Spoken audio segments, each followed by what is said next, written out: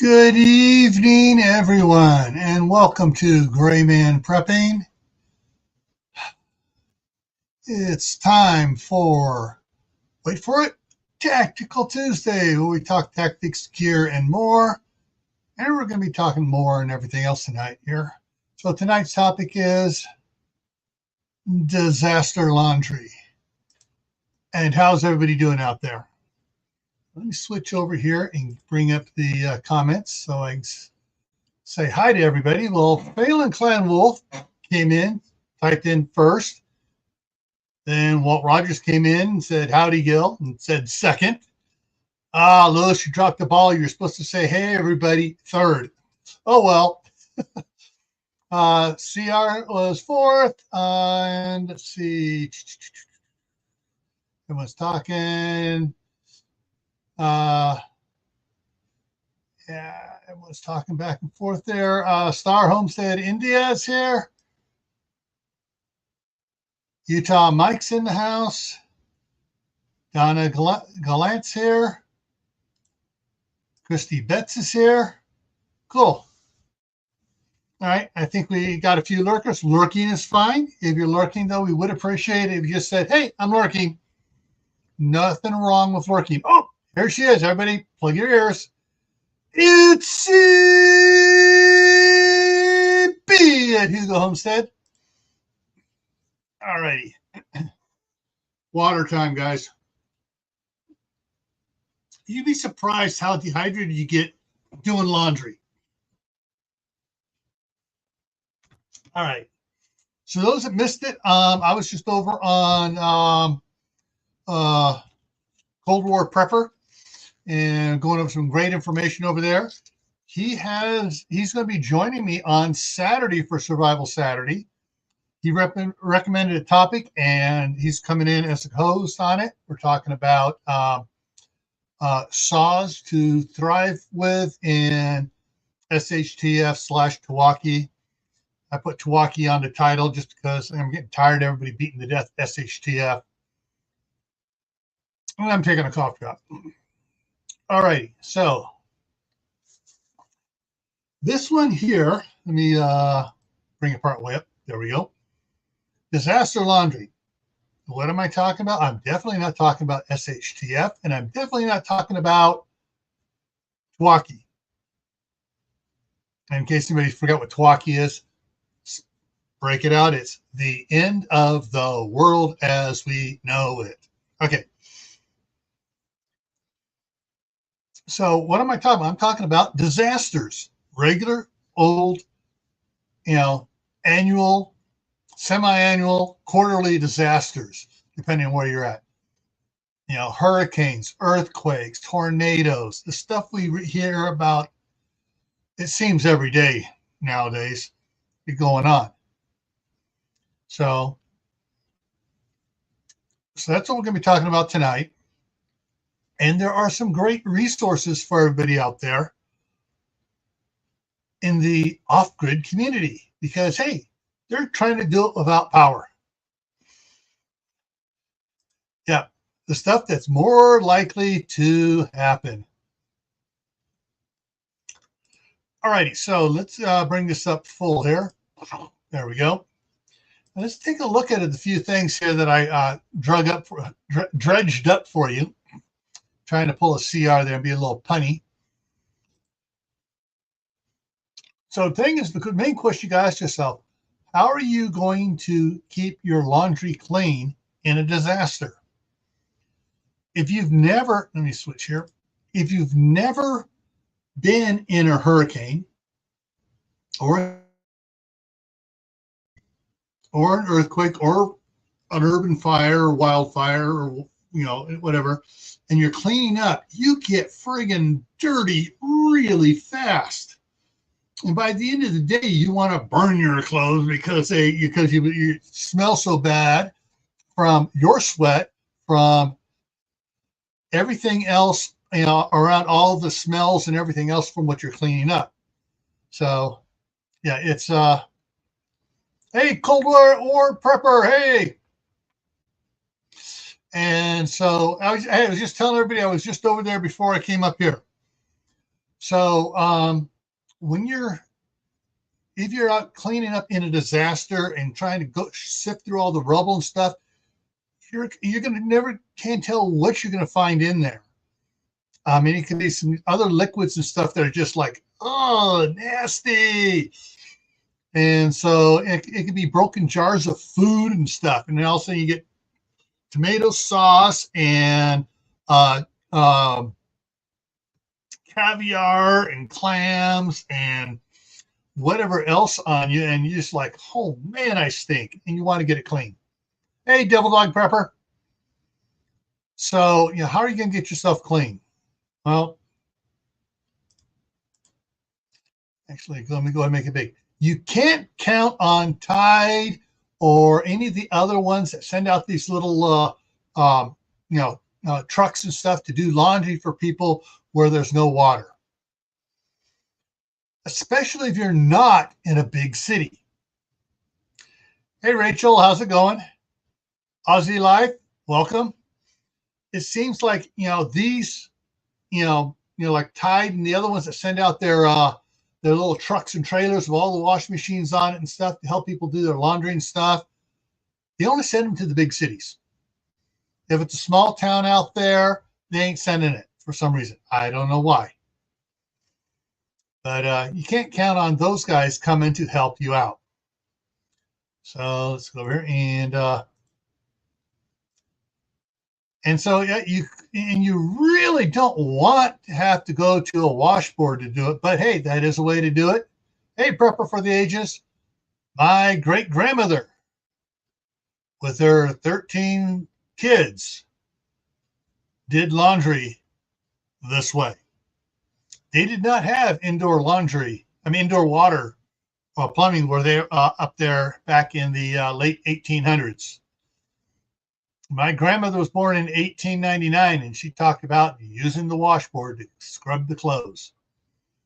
She also talked about being ticked off at one of her brothers, and she really scrubbed till it was so thin that when he was out there working, he'd bend over, rip. Anyways, I just bought another Zote bar today. Yep.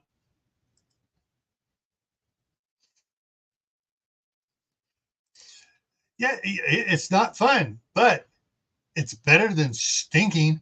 But yeah, let's go on here. So what are your options? I found some really interesting. Some of them are kind of funny, but some of them are if you think about it, it's like, okay, I might be able to do that.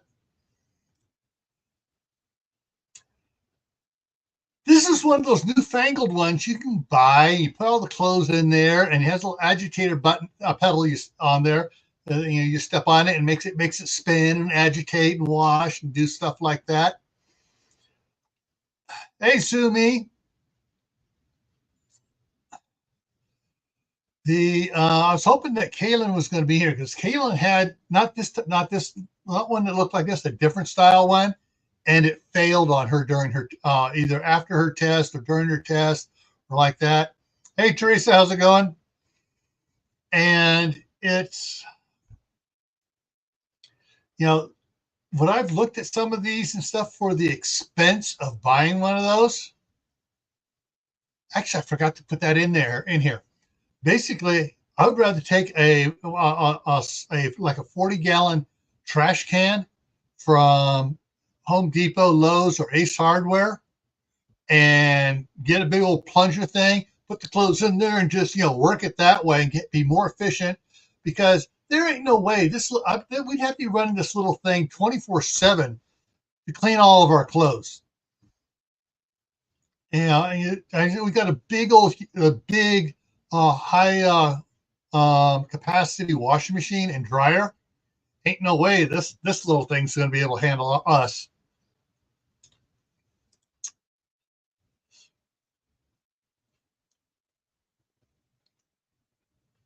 Yep, and that's the way you save water for other uses.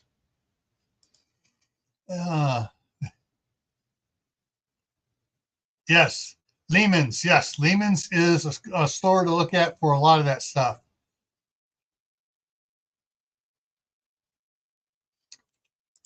Uh, uh, all right, guys, CR is being CR. This stream is agitating me the right way.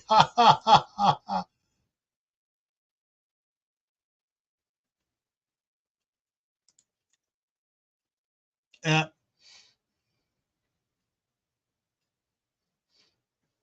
No, you don't want to smoke the clothes on a line as you dry them because it picks up all the soot and stuff in there, and then you get actually more bacteria building up when you put on sooty clothes and you start to sweat in it. Yeah, you definitely don't want to smoke them. But there are ways to if you're properly prepared. There's a way to kill the bacteria. Whatever it is you have it in there, you don't need boiling water. You can just put a little bleach in there, or you can use an antibacterial soap in there. But it's you just want to want to make sure you get it clean. Some things you do not want to use boiling water.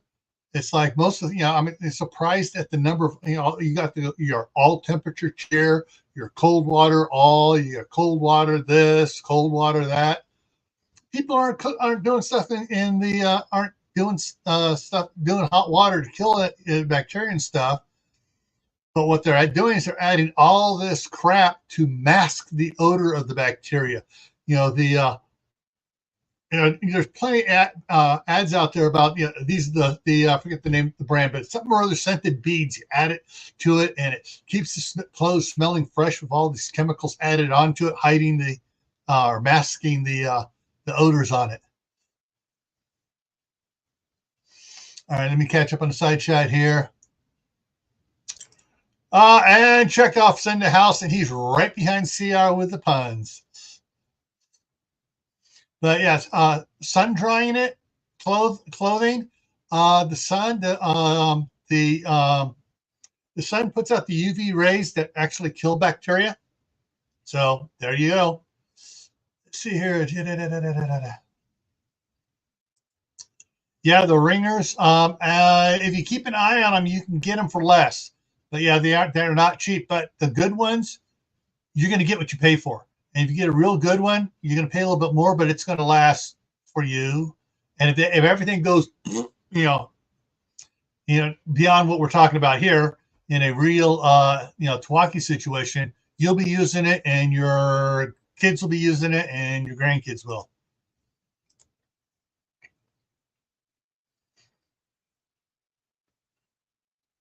Yes, that was something my grandmother talked about too. Was putting vinegar in the washes.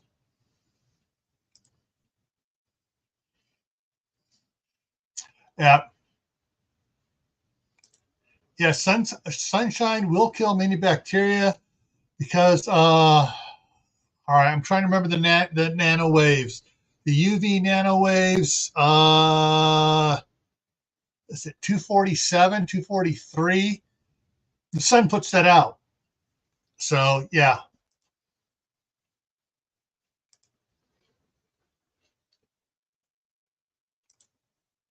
Yeah.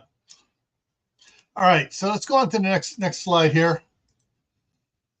All right, so you can buy these setups, and I saw this up on several different websites buying the system like this. And so you got the two tubs. You got on the one on the left, you got your washing tub, and then you run it through the wringer, and all the water's wrung out, goes into the other tub there. Personally, I'd rather have three tubs. Sorry, three tubs. You do the washing, you run it through that one, and it dumps that water back into the same tub. Then you put it in a rinse when you rinse all the soap and stuff out of it, and you wring that one out. And then you have the tub that finally collects that final water that you can reuse elsewhere for like watering the garden, flushing the toilet, whatever. All right, that's everything. Thank you. Wash, rinse, final rinse. Yeah, you want to use multiple things on it.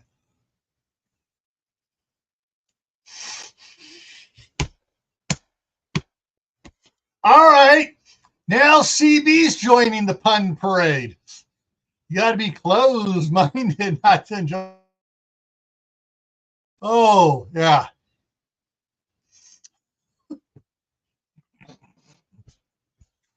Guys, you're killing me here.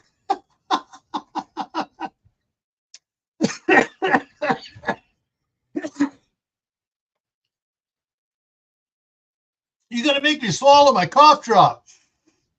All right. Here's one of those same ones where they built their own stand for it. They kind of put everything together themselves, and they got,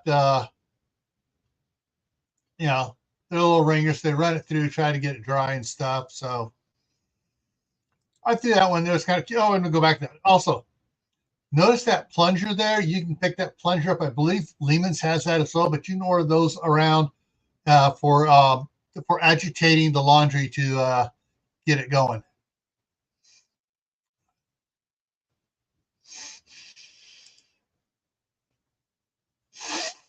Yeah, I have to clean those puns up. Actually, well, fortunately, they are clean puns. All right, here's a single one, but it has a divider in it.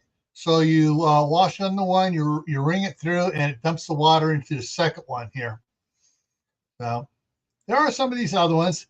Now we're getting into the DIY, do-it-yourself ones.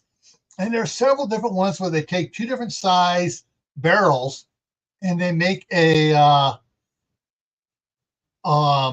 washing machine. This one's pedaled by a bicycle. You can barely see it off on the side here. And here's a hand crank one. What it does, it turns the one on the inside round and round and round. And when you spin it really fast to get the water out, you close the lid on it.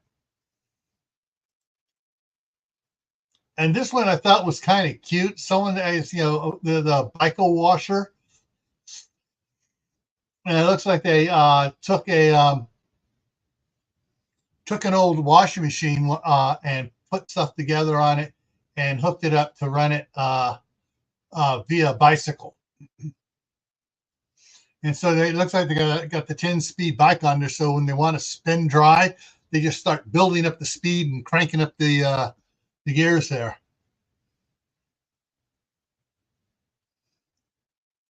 All right, so I'm just checking the thing here. Yeah, Gilligan's Island style, exactly. All right, so let's go to the next one here. And so if you look carefully down on the ground, so basically they got several buckets and they got a tub, and then they have the mop thing for like for doing the old string mops to squeeze all the water out of it. And sorry, something just came up. I want to make sure it's not an emergency notification here. It's the staff sergeant. The last thing I'm on right now. Yes. All right, so she's going to be calling me when I'm done. All right, and so basically they got the plunger and stuff and anything else. So you run it all through here. This is a very down to earth, easy way of doing it. You know, you got the pressure, you got the thing to wring it out, just squeeze it out, hang everything up, and do your laundry out there really quick. Let's see here. Boom, there we go. Oh, wrong way. Whoa, I stuck that one in there twice. Oh boy, oops, sorry about that. There's supposed to be another one in there. There's the other one. Okay, so this one, they took an old front load washer and put the they put a gear sprocket on the back of it so that they could pedal it off their bicycle. And of course, they make sure they have reading material there so they can read while they're doing the laundry. This one here is actually, I thought, was rather ingenious. And when they go to drain it, they just lower the hose, put the bucket down, they lower the hose in the bucket, and it drains out, slowly drains out. But this one here I like because I like front load washers anyways. Yeah. All right, let's see what we got here. Okay, that's the last one here. Those are just, hey, Chipper, how's it going?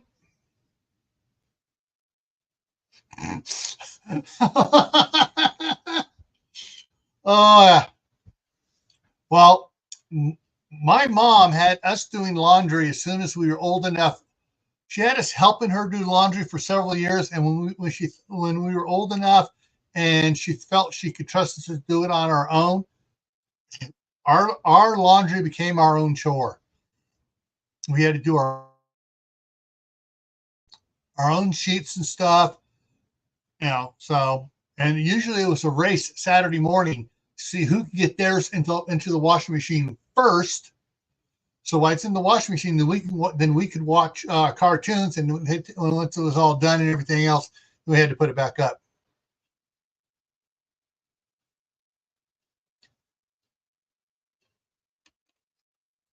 All righty. So let's see here. Just checking stuff there. So one of the things to consider, I mean, you can just do a simple tub. I mean, we've done this at scout camp where we just had 3 tubs. We had the wash, we wring it all out, then put in the second one, rinse as much soap out as we could, and we put it in the third one to get the final rinse out of it. And it was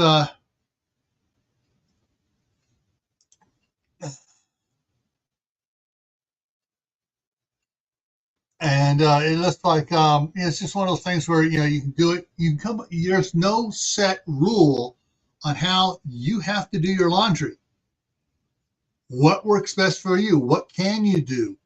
And one of the things to consider too is if the water, if it's like after a tornado or a hurricane and the water's still flowing and the sewer is still working, but you have no power to run your machine or whatever, if you have a generator, you could fire up the generator to run it. I would be a little leery about that. Everyone's going to be going, "Ooh, who's got a generator? Who's got power?" They'll come running across an extension cord. Oh, can I borrow some power to get my refrigerator cold again?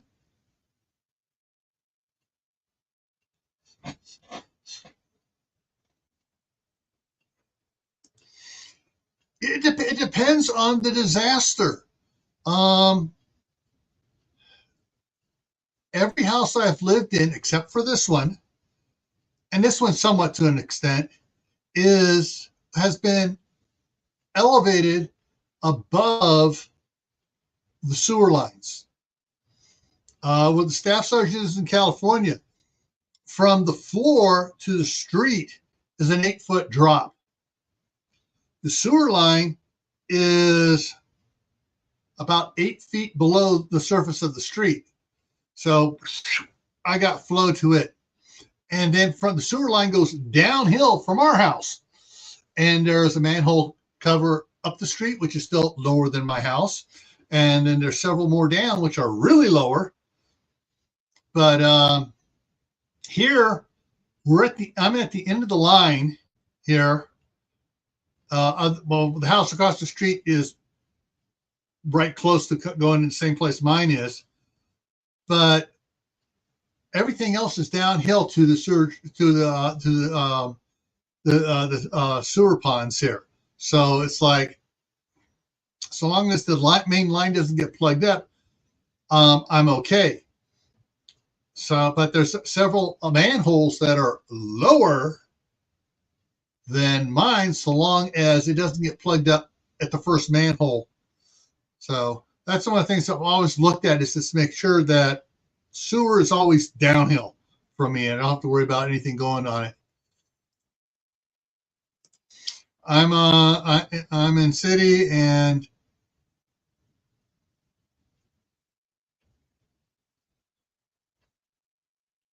in an elevation machine, you've gone to the 3rd floor on an elevator. Yeah.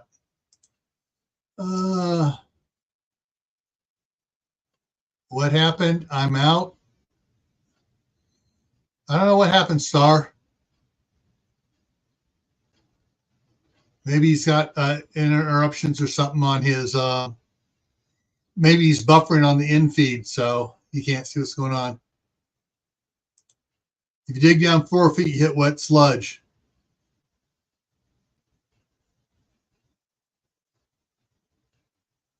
Have an emergency cutoff from the street in case it backs up. That's good. One of the on my brother's house is the one house he had, which was down level with everybody else's. We got a flapper valve, a 4-inch flapper valve, dug down, put that on his sewer line, so if it starts to back up from the street, it pushes it closed so nothing can come through. But yeah, it's even then though, you got to be careful, because all of a sudden you'll back up your own stuff if it's backed up in the street. After a while, you back up with your own. Yes, it's that time. It's that time. Getting ads. We've been on for half an hour, so YouTube goes, "Oh, I got to put ads on you."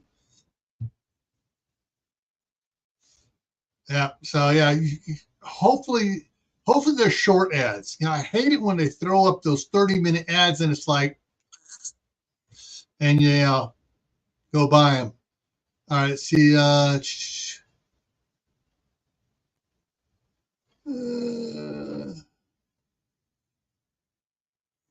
Okay, just reading the chat here, keeping up, make sure I'm up on everything. Yeah, it rolls downhill. Yeah. My brother and I, when we were in our early 20s, started working for a construction company. I was in the same. Paydays every Thursday and poop flows downhill.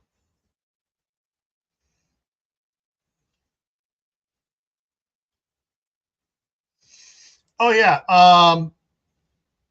There was Facebook was out for a while this morning before I got up, and it was a worldwide outage. So yeah, so Facebook was down, and thing is, most of the it could just be residual effects from other things that have gone on that's causing problems. Let's see here.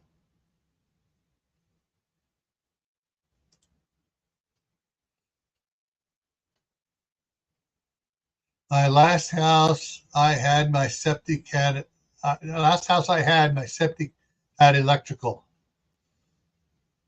Well, I've seen some people where they have like around here, they'll put in a full basement, and then they have to put in a septic tank because they want to put a bathroom in the basement, and so that bathroom flows to the septic tank, and they got a pump in that septic tank, so when it fills halfway up, it pumps everything out to the sewer line, or up to the sewer line, and it goes down out. That's just that's one of the ways they can be able to put in a basement with a toilet and a bath down there.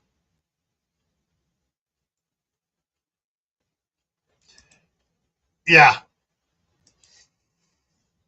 And so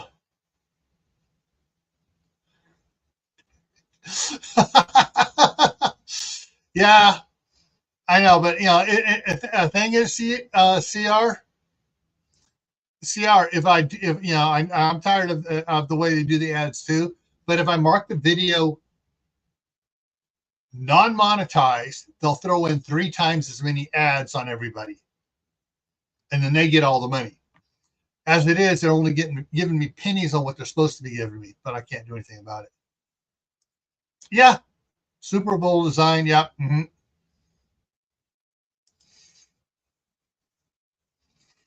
But so you need to think about what you want to. Oh, let me go ahead and throw this down in here now. See if the pun master wants to come up here, or anybody else here. Everybody here looks good. That's been commenting. So there's the link, and pin message. There's the message pinned to the top. All right, for the link. So I mean, you got to think about it and experiment. Here's the best experiment you can do.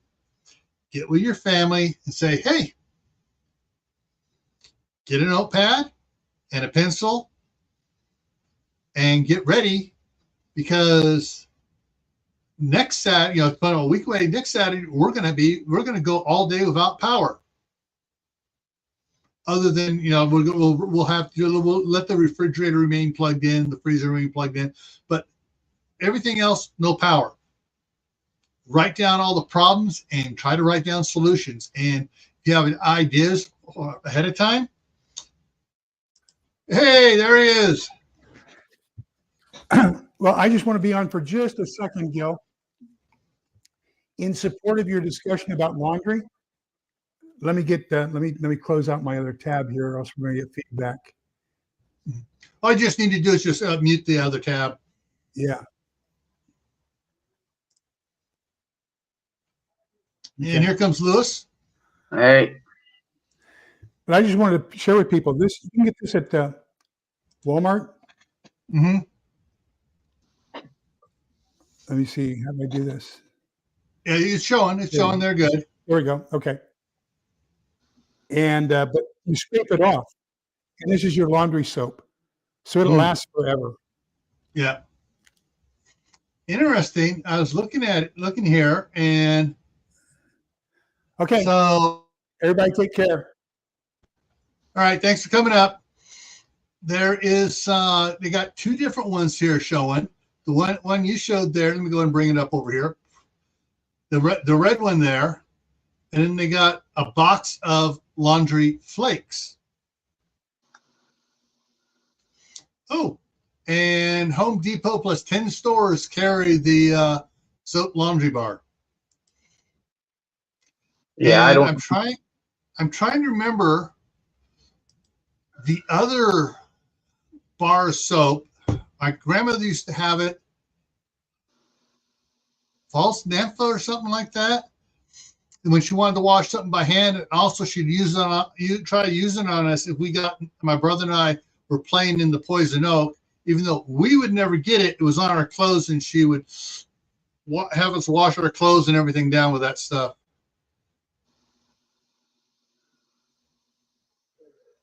What would be better, the flakes of soap or powdered soap, or like liquid soap? Well, like he was saying that the bar, so this bar here it's a solid bar, and you just scrape some off, and it's cheaper than the flakes because Plus, if it's a bar and you need to, some of the other ones, if you have a tough stain, if I get my tongue untied here, you can take the bar and work the stain. Yeah, let me see if I can. Wait, jump. Yeah, let me see if I can find that.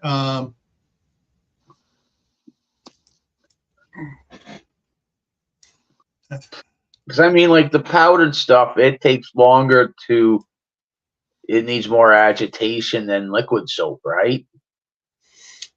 Yeah. Well, but the thing is, so if a good soap, it's going to dissolve fairly quickly.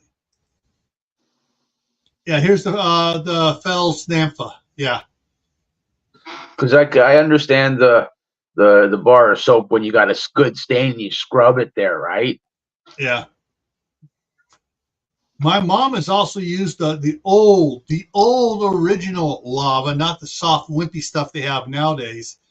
The old stuff with pumice in it on my dad's work clothes, because sometimes he'd come in with grease since they'd be working on the underside of trucks and stuff, and you come in with grease ground in there, and she'd use that to try to get in there and break out the grease and everything.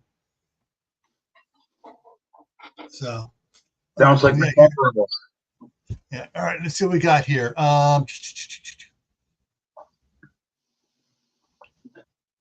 Anybody make their own detergent? I'm trying to remember who it is. There are a couple of the homesteading channels that make their own soap and stuff, and they make different types of soaps for whatever they're using it on. I'm not sure if Stringfield Ridge has made their own. Broussard's Homestead might, or they would know who does. Some preppers might make their own soap and stuff like that. I've never seen anybody talking about it on a prepping channel. because Okay. basically they're stockpiling, like I have. I have those big huge things of the all free and clear. They're like a 2.5 gallon thing of it, of the liquid. And I have like 5 here. My wife has like 3 or 4 in California.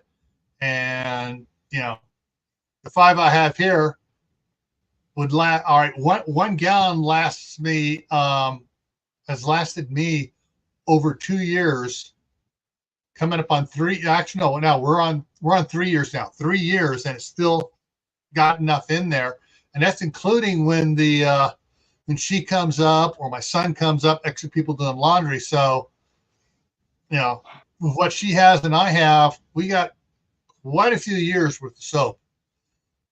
Yeah, I know with mine, I get a real name brand liquid soap, and I'll dilute it a little bit. Like add a little, dump some of the soap out and then add some water to it. Yeah. To make it go a little further. Yeah. So Cold War Prepper says you can use either way. Scraping uses using the bar or scrape and put it in the water like a powder. Yeah.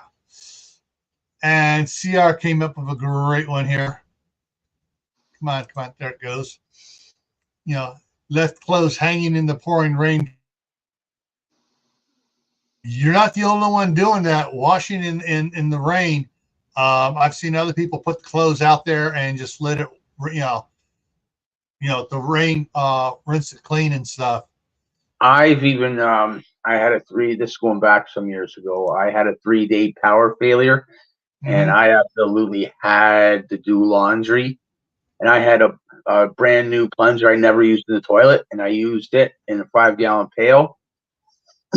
Rinsed everything out as best as I could, and because I had a wood stove at the time, this is in the middle of the spring, so it's not going to dry all that great. I hung up on a clothesline in the house to dry out by the wood stove. Yeah. The house across the street had an outside clothesline, and down in the basement, they had several clotheslines strung across the basement to hang up the clothes. When I bought the house across the street, it was all electric for everything but the hot water heater and the furnace. Everything else was gas. I mean, was it everything? Sorry, hot water heater and furnace with gas. Everything else was electric. The kitchen stove, the dryer, the washer. Well, the first thing I did, I ran more gas lines in there and got a natural gas dryer and a natural gas stove going, and that cut the electric bill way down. And anyways, but since they were using, they were paying, they knew the bill was high for using the dryer, they hung up everything they could down in the basement. Unfortunately, the basement wasn't well ventilated, and there were other problems that they had. But let's see what I'm missing here.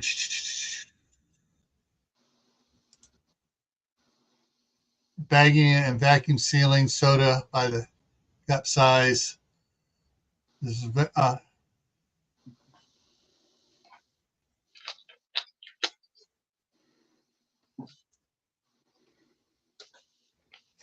yeah.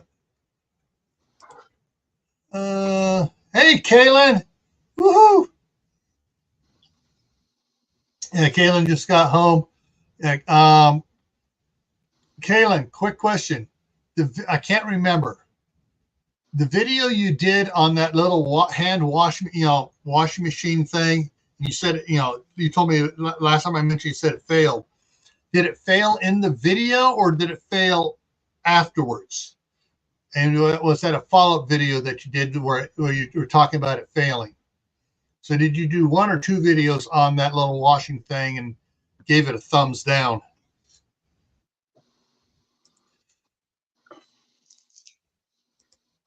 Florida has been dry this season as well.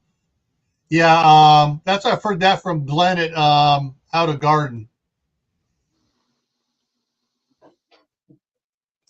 I've been making my own liquid laundry for. or Zote, 1 cup washing soda. Borax. Yes, I love borax. Oh, yes.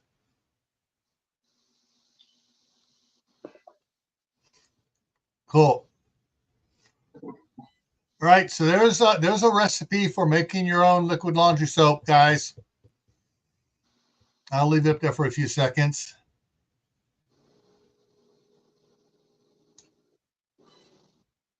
Hey, Laura, how's it going?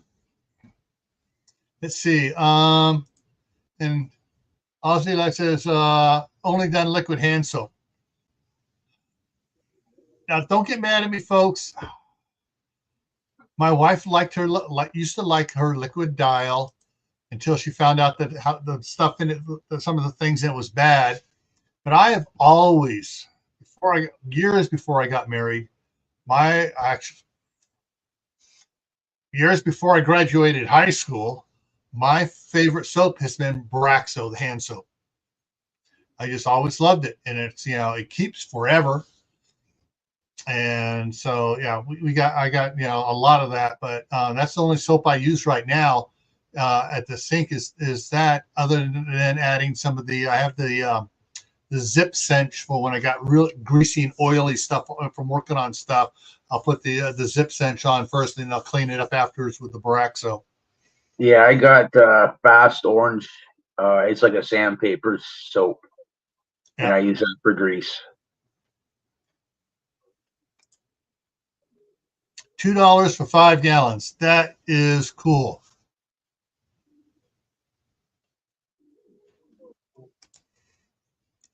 All right.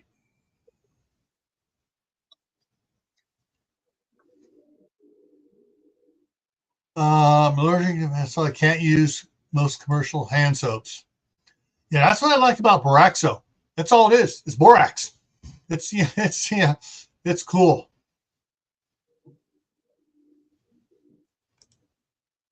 I showed the plunger and I showed some bucket ones that they were doing.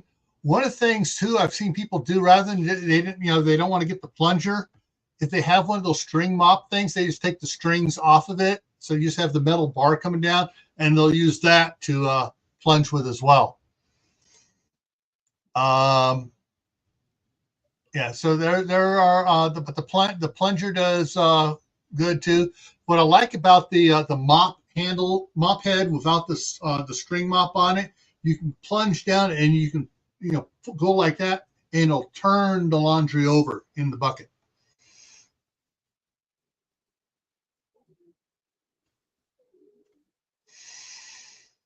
All righty. Okay. I'm just checking on the side chat. Okay. Yeah, so there is the options for doing laundry are limited only by your own ingenuity and imagination. Imagination first. You come up with an idea, then you use your ingenuity to make that imagine, whatever you imagined work. Think outside the box. The laundry detergent box. Oh yeah.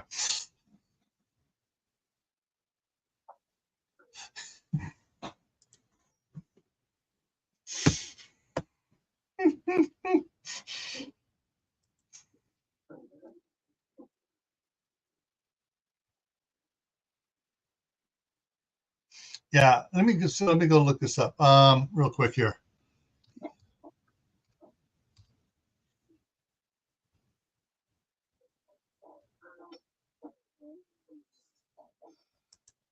Yeah, I like the plunging style. A 20 Mule Team Borax Laundry Booster. It says Laundry Booster, but you can use it straight if you need to. So there's a 4-pound box is $14. The 55-pound bulk is. All right, I'm going to get the calculator up here. Hang on, let me get the calculator. This. I want to see how much we're saving here. So we have basically 14 divided by 4. So it's $3.50 a pound for that one. For the bulk one here is bulk one is 72 $2 divided by 55 pounds equals $1.31 a pound. So that's a lot cheaper than that one. But that's also the Amazon one, so you got to mark up on Amazon. 65 ounce. I'm not sure. Let me do something else here. Clear. 65 divided by 16 equals. All right, so that's a 4-pound box too. So the 4-pound box here is more expensive at Walmart than it is on Amazon. Amazon's cheaper. So this doesn't say how big of a box this is here at Lowe's. But yeah, and of course, if you don't want to go name brand borax, you can buy their Simple Nature borax. It's 8 pounds for $10.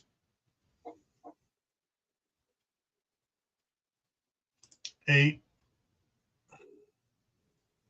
Actually, other way around. Clear. 10 divided by 8. That's $1.25. That's 5 cents a pound cheaper than the bulk stuff.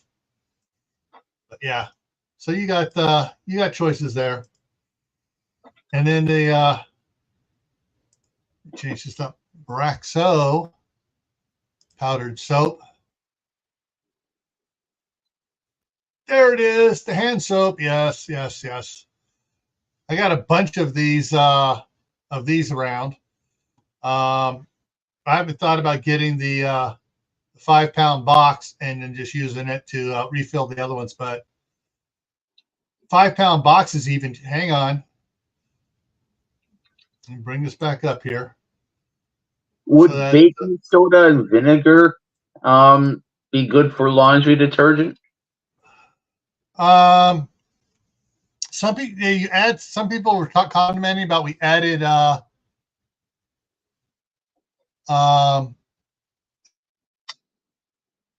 post you can loop large less yeah. There's a comment there. It's good. They were talking about adding some vinegar to it to help clean it, but I wouldn't use it to make a soap. I would just use it as an additive. What was that? That was 5 pounds divided by 5 equals $1.90. Okay, it's still more expensive than the other, but all right. What is this? Okay, I got to see what this is for $150. How many boxes and what that is? No, I don't want the image. I want the link. Come on, give me the link.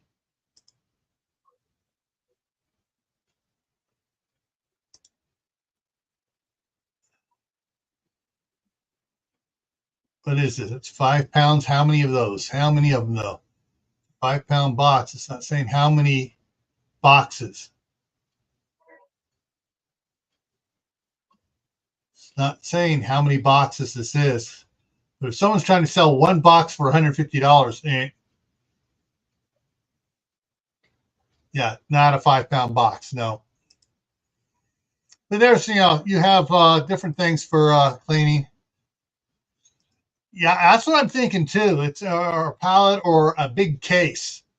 Now, a case would be like 50. Yeah, it could probably be a case with like 16 boxes in it or something. But it's not saying it's a case. It's not saying how many of those are in it.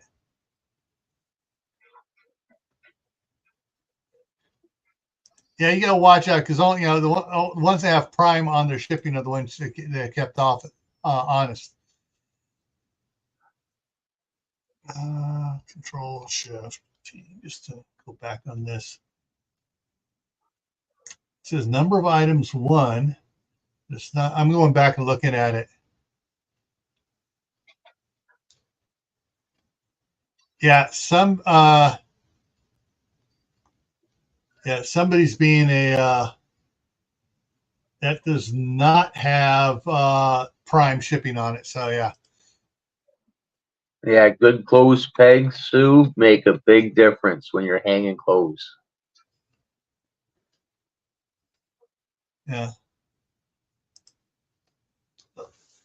Yeah. The thing is though too, if all right, we're gonna thank you for posting that. We're gonna jump back into time here.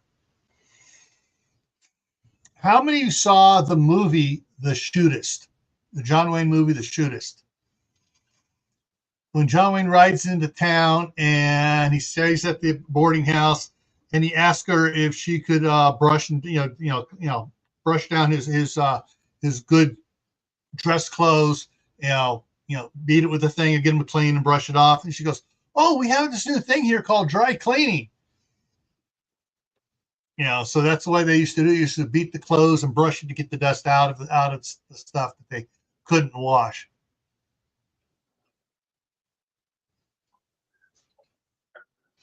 Yeah, clothespins, good quality clothespins. Yeah, hard to find. I did find some of them, but they don't open up wide enough. They get a good strong spring in it. The wood is strong, but they just don't open up wide enough if I'm putting something big and heavy over a clothesline. But I forget where I got them. Oh, I don't remember where I got them now. Yeah. Believe it or not, I got them at Wally World. They were wooden ones I got at Wally World. Because what we use the clothespins for a lot is you get a loaf of bread or hamburger buns or hot dog buns. They got that little plastic thing on there, just digs into it. If you're not careful, it'll tear the bag. Well, we get those off, and rather than putting those back on, we just give it a twist and put a clothespin on it.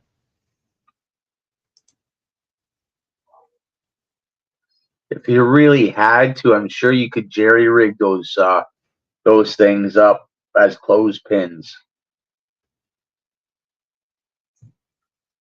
Oh, what do we got here?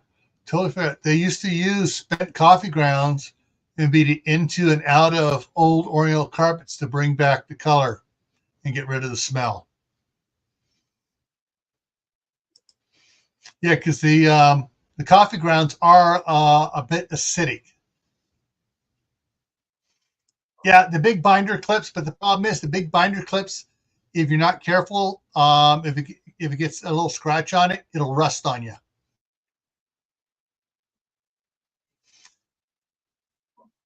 Yeah, and Ozzy came up with the same thing right there. However, guys, let me pull something up here. Something that might work for big things. I haven't thought of using it for that, but see if I can find this here. Come on, get in there.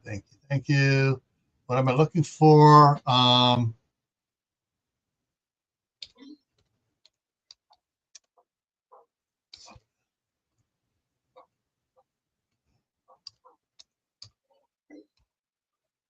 We'll try.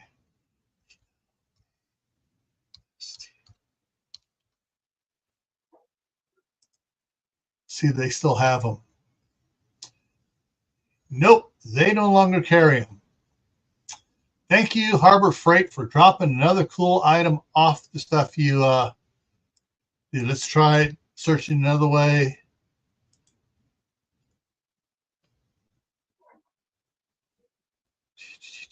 Spring clamps. Okay.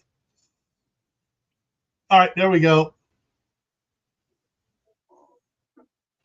Where's the bag? Where's the bag of them? All right, so spring clamps here, plastic spring clamps, all spring at the end there. 99 cents each, but you can get a bag. They used to have these in a bag where you get a bunch of them. It was a big price break on it, but I don't see them showing the bags here, but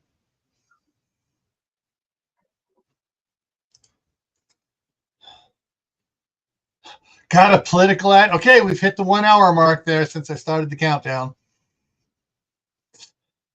Got a political ad. Yeah, you can see, you're going to expect to see political ads this year a lot.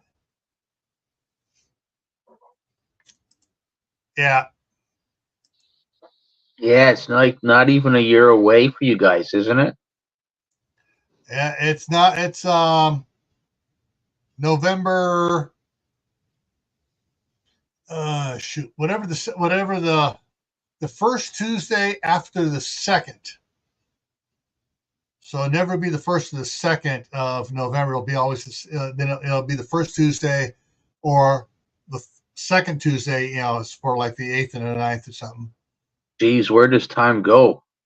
Yeah, yeah. The ads. Not everybody gets ads, because I got GrayManPrepping up over here, and I got my other channel, Camp Patton Family Compound, open down here. This one's gotten ads, that one didn't. Then at the halfway mark, this one down here got an ad, that one didn't. So, all righty.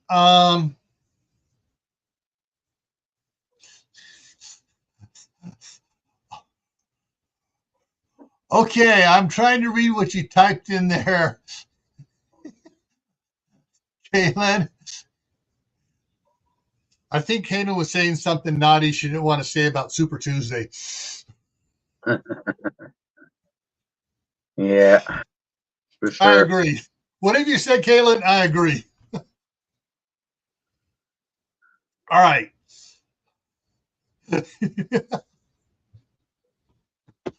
All righty. So we're nearing the top of the hour here. So here's what's coming up, guys, real quick here. Let me get on the proper thing here. Okay, so let me get back here. Okay, so tomorrow night, not doing anything. Thursday night is the midnight ride. We'll be kicking it. We're going to change up the time a little bit on it. So we're going to move it forward 2 hours. So it starts at 10 o'clock Eastern instead of midnight Eastern, because it's midnight somewhere. And so it'll be 10 o'clock Eastern. And we'll be coming on right after Grow Big TV. You guys don't know what Grow Big TV is. Really cool channel. Joe at Garden State Gardener and Courtney at Wide Family Farm combined to do a special gardening only channel. And I was their first member. And when they become monetized. Anyway, so that's I'm sorry. Yeah, I don't know if it's Latin on steroids, but it's something. Yeah. So, anyways, I'll be coming out on right after them at 10 o'clock Eastern time. This Friday on my other channel, Camp Patton Family Compound. The topic is hydroponics. We're going to talk about hydroponic gardening for not commercial individuals and families. Then on Saturday, back here on GrayManPrepping, I got Cold War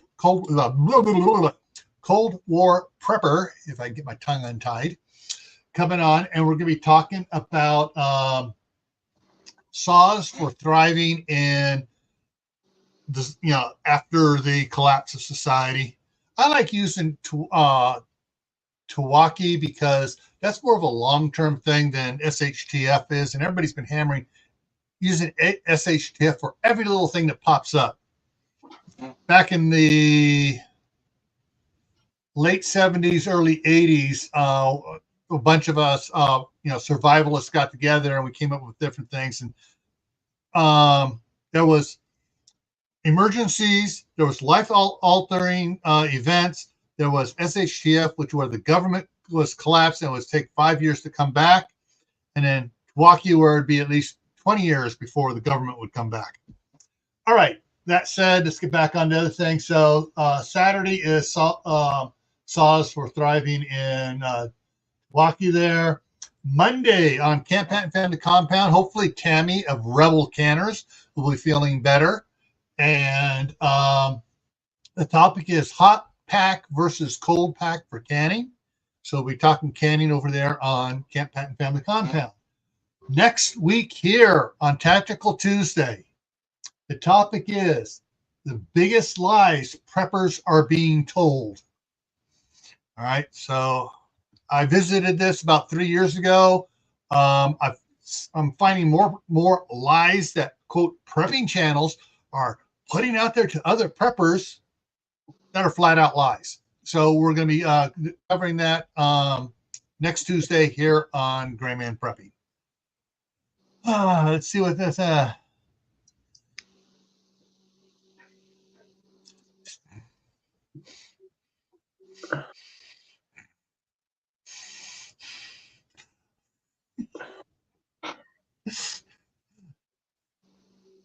All right. And so before we round up here, I know Cold War Prepper mentioned a little bit about my history a little bit on his channel tonight. Yes, I am retired from U.S. Department of Homeland Security. I was the emergency management coordinator over there. I wrote most of the tactical response plans. Well, basically, there was the base plan for emergencies, and then there was a tactical response plan, one for earthquakes, one for urban fires, one for wildfires, one for tornadoes, one for hurricanes, one for this, that, hijackings, train derailments, train hijackings, boats. Yeah, I wrote over 43 tactical response plans for Homeland Security as how they're going to respond to these events. But I have been teaching emergency and response since 1971 and wilderness survival since 74. And I've been doing, I got several books I'm just waiting to publish till I get enough of them printed up, adventure novels on emergency preparedness, disasters and stuff. And just as something cute to cue you guys in here, where is it? There we go, boop, boop. And see if I can bring this up here, make it work right. Okay, so too small. Let me go this way here. Come on, let's go. Work for me, thank you. Collapse ribbon. Now I can make that bigger. There we go. So this is my first book. It's completed. It's been edited by Martha of Old School Prepper, and I've halfway through book 2, and there are 7 other series of books within the Against the Wind saga. So, and I've got several of them that already started out. There's the Scout and the Ninja. There's the Family Compound. There's Hardcore. There's Paladin and others. And if I can get my time writing instead of shoveling snow, I will get a couple books finished off before spring planting.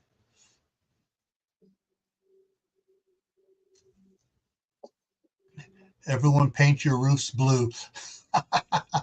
Okay. All right, everyone. Thank you, Liz, for coming up here. Cold War Prepper, thank you for coming up for a minute. And thank you for joining me on NFROs. And everyone in the side chat, thank you for your comments and your contributions to the topic. I love it when the side chat adds more stuff because, hey, like I said, I've been doing emergency preparedness since 1971. I am still learning stuff from you people and from the homesteading channels. So, yeah, I'm still learning. I will always be learning, and I'll probably be learning 3 months after I'm dead. So everyone, have a good night, and hopefully I'll see you, those that can make it, for the midnight ride. And as always, be happy no matter what life throws at you. Stay safe. Don't go out and do anything foolish. Keep adding to your preps. Water, food, medicine, clothing. Learn a new skill every month. And if you can, plant an indoor garden. Take care, folks. Have a good night.